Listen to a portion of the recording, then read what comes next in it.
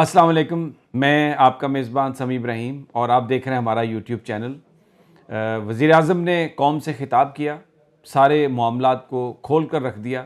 उसके बाद अपोजिशन ने जो रिएक्शन दिया, सारी कहानी जो वज़ीर आज़म साहब ने बयान की थी उसको सबूत फ़राहम कर दिया अपोजिशन ने उसका और सच साबित कर दिया। लेकिन इससे पहले नेशनल सिक्योरिटी कमेटी की एक इम्पॉर्टेंट मीटिंग हुई जिसमें पाकिस्तान की मुसल्लह अफ़वाज के सरबराहों ने भी शिरकत की, वज़ीर आज़म ने उसकी सदारत की।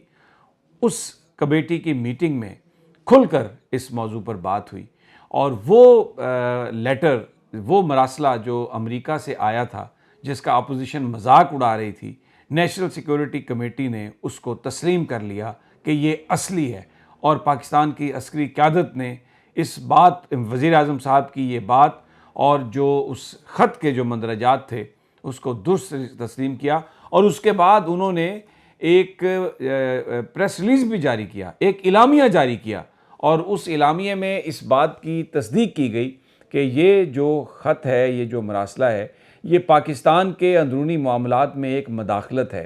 गोया ये जो तहरीक अदम एतमाद है, ये इसकी जो रस्सियाँ, जो इसकी डोरियाँ बाहर से हिलाई जा रही हैं, ये पाकिस्तान के अंदरूनी मामलात में एक मदाखलत है।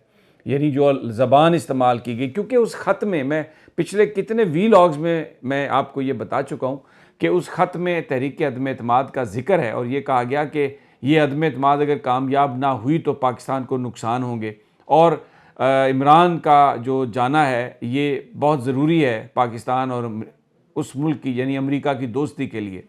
तो उस पर उसको उस पर एहतजाज करने का फ़ैसला किया गया और ये कहा गया कि वाशिंगटन में और यहाँ इस्लामाबाद में ये डिमार्चे दिए जाएंगे, यानी उनको बाकायदा तौर पर इस पर एहतजाज किया जाएगा कि ये जो कुछ भी आप लोगों ने किया है, ये डिप्लोमेटिक जो नॉर्म्स हैं उनकी यह खिलाफ वर्जी है, पाकिस्तान के अंदरूनी मामलात में ये मुदाखलत है। बहुत बड़ा ये वज़ीर आज़म इमरान खान जो बात कर रहे थे, जो उन्होंने जलसे में की, जो वो सहाफ़ियों को दिखाया, उनसे जो बात की, सारी की सारी जो वज़ीर आज़म साहब की जो बात थी, पाकिस्तान की मुसल्लह अफ़वाज ने उसको दुरुस्त तस्लीम किया। और उसके बाद ये इलामिया मेरे हाथ में है, जो इलामिया नेशनल सिक्योरिटी कमेटी का जारी हुआ। ये मैं पढ़ भी सकता हूँ आपको, लेकिन मैंने उसका जो लुब्बे लुबाब है, उसका जो क्रक्स है, इसके अंदर जो कहानी है, वो मैंने आपको बयान कर दी है कि ये एक पाकिस्तान के मामलात में खुली एक खिलाफ वर्जी है और ये किसी तरह से भी एक्सेप्टेबल नहीं है। लेकिन अब बड़ा सवाल ये है कि आगे क्या होगा। वज़ीर आज़म साहब ने भी जो आज तकरीर की उसमें इस बात का जवाब है। दो तीन चीज़ें, एक तो उन्होंने सियासी फ्रंट पे जो बात कही, लोगों से ये कहा, जो मुनहरिफीन हैं उनसे ये कहा, अलाइस से कहा और उनसे कहा कि आप ये ना करें, आप ये जो कर रहे हैं ये पाकिस्तान को ग़ुलाम बनाने की ये साजिश है, इसमें आप शरीक ना हों। और लोगों से कहा कि आप इनके चेहरों को पहचान लें, क्योंकि ये जैसे मीर जाफ़र और मीर सादक ने सिराजुद्दौला और टीपू सुल्तान के साथ गद्दारी की थी और अंग्रेज़ का जासूस बनकर, उसका साथी बनकर वहाँ पर सिराजुद्दौला को शिकस्त करवाई, टीपू सुल्तान की भी शहादत हुई और अंग्रेज़ ने भारत पर कब्ज़ा कर लिया, जिसके बाद हम 100 साल ग़ुलामी में रहे। उन्होंने कहा कि ये वही किरदार हैं, आप इनको पहचान लें। और उन्होंने कहा कि मैं ये जो मुकदमा है, ये मैं एक पूरी तफसील बयान की, आप सब लोगों ने ख़िताब सुना होगा। लेकिन उन्होंने ये बात कही कि ये मेरे ख़िलाफ़ क्यों हैं। ये मेरे ख़िलाफ़ इसलिए हैं कि मैं इनकी जो बातें हैं मैं उनको तस्लीम नहीं करता। मैंने ये कहा कि अफ़गानिस्तान की जंग हमारी जंग नहीं है, मैंने ये कहा कि हम पॉलिसीज़ अपनी मर्ज़ी के मुताबिक बनाएंगे, लेकिन ये कहते हैं कि रूस क्यों गए। और फिर ये कहते हैं कि अगर अदम एतमाद कामयाब हो जाती है तो हम माफ़ कर देंगे, यानी वो लोग जो अदम एतमाद लेके आ रहे हैं, जब वो इमरान को निकाल देंगे तो उसके नतीजे में वही हुक्मरान बनेंगे। तो वो कह रहे हैं कि फिर पाकिस्तान की माफ़ी हो जाएगी। अच्छा, अब ये उन्होंने अपनी तकरीर में बात कही, लेकिन इस बात को कि हम अमेरिका के ग़ुलाम हैं, हम अमेरिका के लिए काम कर रहे हैं, अपोजिशन के रहनुमाओं ने इस बात को साबित कर दिया।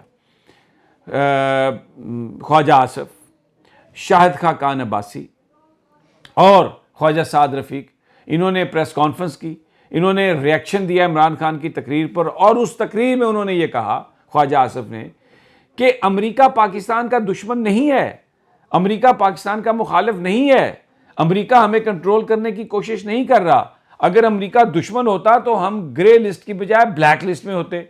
अगर अमेरिका दुश्मन होता तो IMF हमें क्यों पैसे देता। और फिर शाहिद खाकान अब्बासी ने कहा कि अगर अमेरिका हमारे साथ ना हो, अगर हमारे अमेरिका से ताल्लुकात ना हो, अगर हमारे अमेरिका पैसे ना दे तो हम तेल भी नहीं ले सकते। उन्होंने ये भी कहा कि ये जो वेंटिलेटर्स हैं हॉस्पिटल्स में, ये तक अमेरिका ने दिए हैं। तो जो इमरान खान ने अपनी तकरीर में बात कही थी कि अगर मैं चला गया और ये आ जाते हैं तो अमेरिका कहता है मैं माफ़ कर दूंगा, क्योंकि उनको पता है कि ये वो लोग हैं जो एक कॉल पर ढेर हो जाते हैं। ये वो लोग हैं जो ड्रोन हमलों के अटैक पर भी, ड्रोन हमलों पर भी बात नहीं करते। फैक्ट्स बताए इमरान खान कि मुशर्रफ का जो दौर था उसमें 12 ड्रोन हमले हुए, लेकिन मुशर्रफ के जाने के बाद जो नून लीग और पीपल्स पार्टी का दौर था 400 ड्रोन हमले हुए।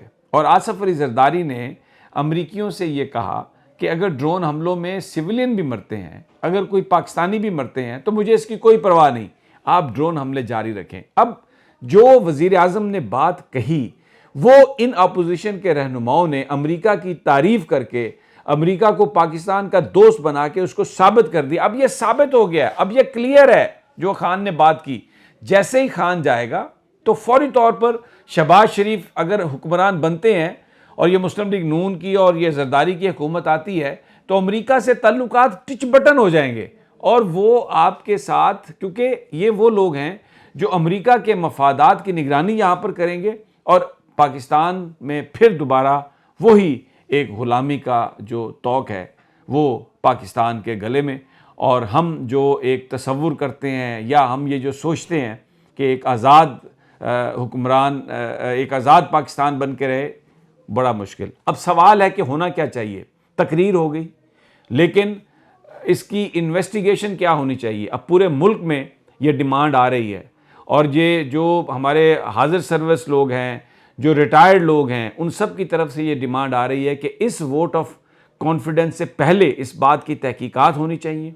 क्योंकि अगर ये कॉन्फिडेंस का वोट इस तरीके से पास हो जाता है, नो कॉन्फिडेंस का, और उसके नतीजे में वो लोग हुक्मरान बन जाते हैं जिनको अमेरिका यहाँ पर हुक्मरान बनाना चाहता है, तो पाकिस्तान की नेशनल सिक्योरिटी का क्या बनेगा।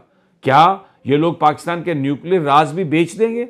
क्या पाकिस्तान जो है वो चाइना के साथ जो उसके ताल्लुकात हैं, CPEC में हम जो जा रहे हैं, रशिया के साथ जो हमने ताल्लुकात बेहतर बनाए वहाँ से गैस लेने के लिए, क्या वो सारी चीज़ें हम जारी रख पाएंगे?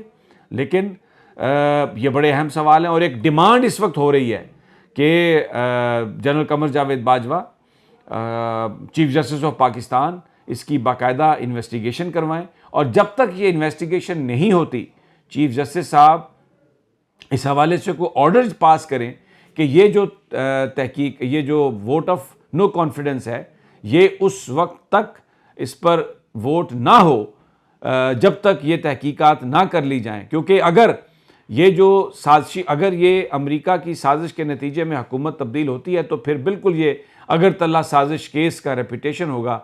जब मुजीबुर रहमान को गिरफ़्तार किया गया लेकिन उसको बाद में छोड़ दिया गया सियासी मसलतों की बुनियाद पर, और ये मुल्क पाकिस्तान जो है ये फिर बांग्लादेश, ईस्ट पाकिस्तान बांग्लादेश बन गया। अभी भी अगर इनको इसी तरह छोड़ दिया गया तो ये तो वो पार्टियां हैं जो लाश भी गायब कर देती हैं। तो अगर इनकी हुकूमत आ गई तो ना तहकीकात होंगी और फिर हम एक ग़ुलामी के एक ऐसे चक्कर में पड़ेंगे कि जो बिल्कुल हम जिसको तोड़ नहीं सकेंगे। लेकिन खान ने ये बात कही है कि वो वज़ीर आज़म रहे या ना रहे, जब तक उसकी रगों में खून है, जब तक उसके जिस्म में जान है, वो पाकिस्तान को आज़ाद कराने के लिए लड़ता रहेगा। और जब तक उसकी आवाज़ है कोई उसको खामोश नहीं करा सकता, वो इस पर बात करता रहेगा। अगली वीडियो तक इजाज़त दीजिए, जल्द मुलाकात होगी। अल्लाह निगहबान।